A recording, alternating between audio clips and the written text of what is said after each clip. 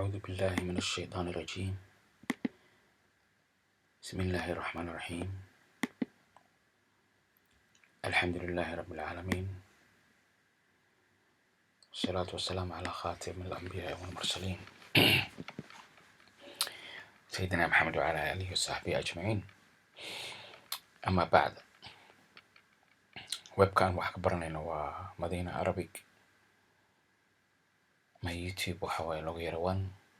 My Facebook group is tafsiirka quraanka. waxaad kaloo igala soo xiriiri kartaa qolka quraanka aan ka mid ahay adminka. Okay, waxay su'aalaha qabtid, you very welcome. maanta lesson 4 aan wali ku jirnaa. lambarada korka ku qoran meesha ilaa 17 hadda qof soo yaqaan oo 10 waaye. 10 sagaalaad waan galeynaa oo lesson 4 ah. tartiib u qeybo wuxuu ku saabsan yahay darsu raabic الجملة الاسمية. maanta waxaan baranaynaa jumla ismiya wax la dhaho iyo jumla الخبرية iyo jumlada khabariga. jumla ismiya maxay tahay? jumla waxa waaye sentence. jumlad waa Soomaali hadal.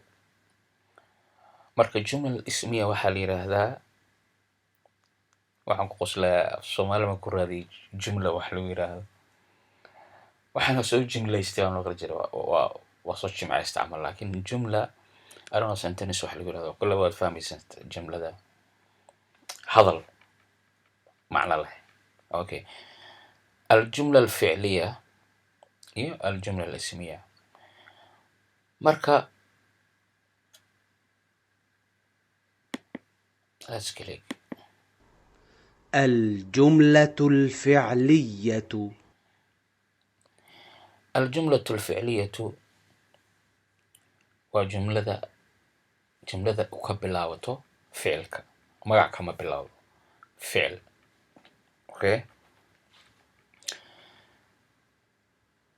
ficilku wuxuu u kala baxo iyo waxa inaan maartay hadda dhax kala marabo wax uu ka sheegay inta yar tartiib oo soconana waa gaarina insha Allah. ذهب magac ma waa ficil uu baxay waa soo magac maaha maadaama ذهب ay jumladan ka bilaawatay. ذهب أحمد إلى الجامعة. bilawgan baa la fiirinaya. أحمد wuxuu aaday jaamacada. إلى الجامعة taada hoos dhawanta because ilaadaas xarufta jar ah. okay, ذهب أحمد إلى الجامعة maadaama ay ugu horeyso xarf ugu horeyso ficil uu yahay jumla الفعلية الله. okay, الجملة الاسمية. الجملة الاسمية. okay, الجملة الاسمية ومقع وانا قبل هذا مركا واسلوب معنى هذه، لكن ذهب وحاكا صور من أحمد مركو رواد بي. okay. أحمد ذهب إلى الجامعة. أحمد وحو آذي جامعة مركو هران وحي أهد وحو آذي أحمد جامعة وكلا دوانته مقع عدن بي مركان وحو آذي أحمد جامعة تنكلنا أحمد وحو آذي جامعة وانا اسكو معنا لكن سكالة دوان باونو راح. okay. marka hadduu ficilka ugu horeeyo jumla ficliya la dhahaa, hadduu magac ugu horeeyana jumla ismiya. okay, soo socono. okay, mid kale tusaale. خرج المدرس من فصل. خرج magac maaha uu baxay oo ka baxay mudarrisku fasalkii uu ka baxay magalaaskii. maadaama خرج ay soo horeyso oo san magac ahayn waa jumla الفعلية. المدرس خرج من فصل. markaan magac baa soo horeeyo. المدرس خرج min alfasli. marka waa jumla ismiya. okay, marka hore waxay ahayd kharaja almudarisu min alfasli, ficilkaa soo horeeyay, markaana almudariska waa soo horeeyo. marka hadduu ficil ugu horeeyo waa jumla ficliya, hadduu ism ugu horeeyana waa jumla ismiya. okay,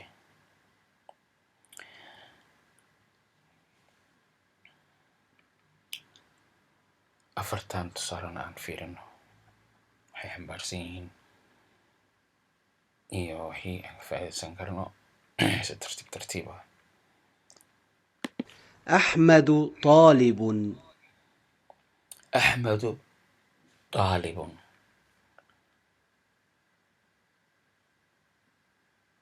axmed waa magac,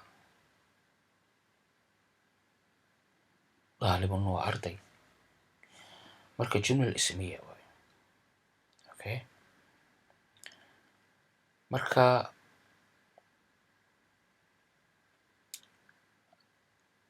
magac hadduu ka bilowdo, bilowga mubtada baa la yidhaahdaa. mubtada markii naxwaha la galo ama gadaal kule u sharixi doonaa. I think casharada soo socotaana ma fiirin, markaan la kulmo unbaan dhex galaa. okay, anigana wax baan ka bartaaba wixii 1982 aan soo bartay waxay noqonaya revision bay noqonaysaa maaragtay, oo muraajaca ay noqonaysaa, tadriib. marka wixii ka bilowda magac waxaa la dhahaa mubtada ama damiir. soomaalida waxaa loo jira magac u yaal, magac ama magac u yaal waxaa la dhahaa mubtada. axmedu, axmed hee, axmed maxaa ka sheegi? daalibun waa arday, khabaruu ku siiye, marka akhbaar ku siiye inuu arday ku siiye, marka waxaa la dhahaa khabar. carabiga sidaasaa la yidhahdaa naxwaha markii la icraabayo. axmedu waa mubtada, daalibu waa khabar. tartiib tartiib aan gelana insha allah, confuse ku noqonin. marka hore waxaan soo dhiganay magaca inuu hor kusoo sheegay magac hadduu ku bilowdo jumla ismiya. asintan waxaa la dhahaa markii la icraabayo mubtada, magac ama magac u yaal hadduu ka bilowdo sida damiir. kan ku xiga waa khabar ku siinaya axmed hee, axmed waa arday. okay, saas jumlada ka kooban tahay. jumladii baan rabnaa inaan maaragtay sidii loo icraabi lahaa aan barano tartiib tartiib insha allah. waa fahmaysaan waxba haddaa fahmaysa hadhow waa fahmaysaa, ama casharadii hore usoo dhiganay gadaa lagu laaba insha allah. هو طالب جيد. هو وهي، هو طالب جيد. هو طالب جيد. العلم oo saacada ay waaqaysan iska daminaa aniga ina hal maaragtay naxwo camal idin ku sharaxo oo maaragtay idin icraabo oo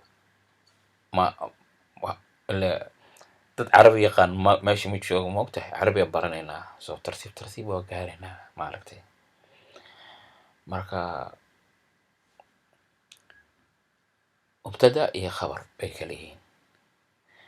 gadaal hadhowdii kan maxaa god looga dhiga damo, kana maxaa loo kordhabay, way imaanaysaa. hadda I don't want to give you too much. okay, mubtada iyo khabar maadaama uu magac ka bilowdo intaasna waa ekay maanta. محمد خرج من الجامعة. tii hore waxayd huwa daalibun jadiidun waa arday cusub. okay, محمد خرج من الجامعة. maxamed wuxuu ka tegay jaamacaddii oo ka baxay. magaca ka bilowda waa magac, jumlada waa jumla ismiya. okay, sometime waa mubtada sida kan oo kale, sida tan oo kale. okay,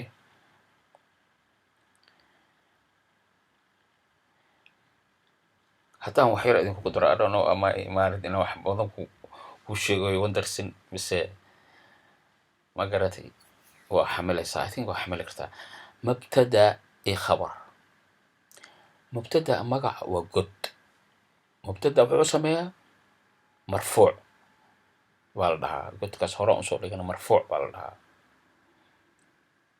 okay laakiin markaan marfuuc maaha oo kor dhawantaha waa damaa'irta fatxu ka sameeyaa lama bedelayo ma garatay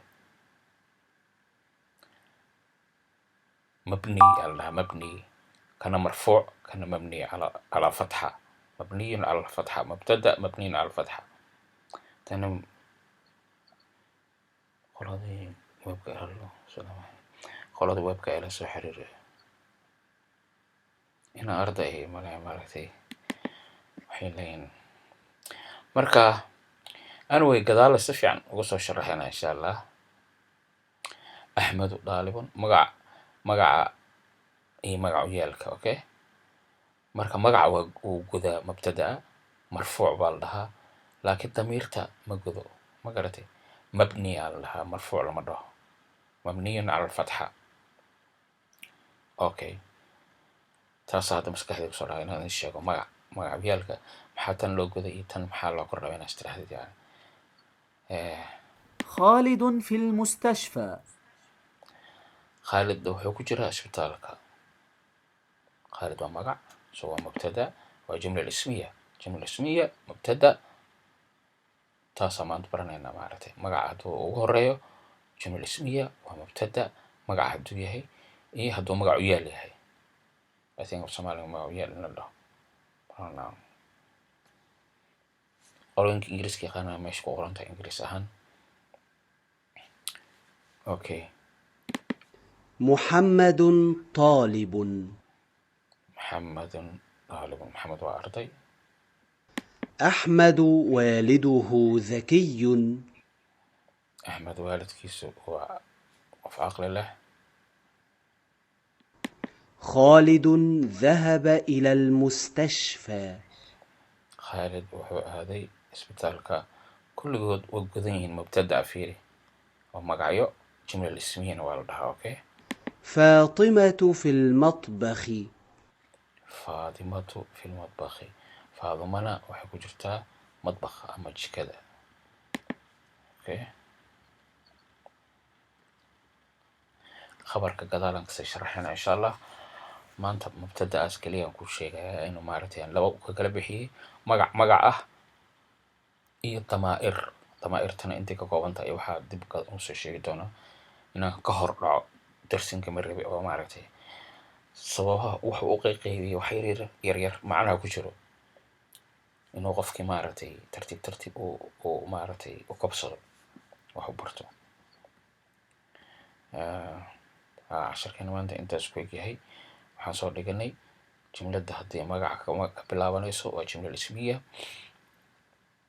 haddii ficil ka bilaabanayso jumla ficliya hadduu magaca ka bilaawdo jumla ismiya magaca hadduu yahay god buu noqonayaa godkaas ama dama marfuuc baa la dhahaa naxwaha ama qawaacidka haddii uu damiir uu yahay oo magacu yaal ah uu kordhaban yahay ama fatxu yahay ma gudna markaysa isma bedelayso huwa saasaa loo qorayaa ma garatay marka marfuuc lama dhaho mabniyun cala alfatxa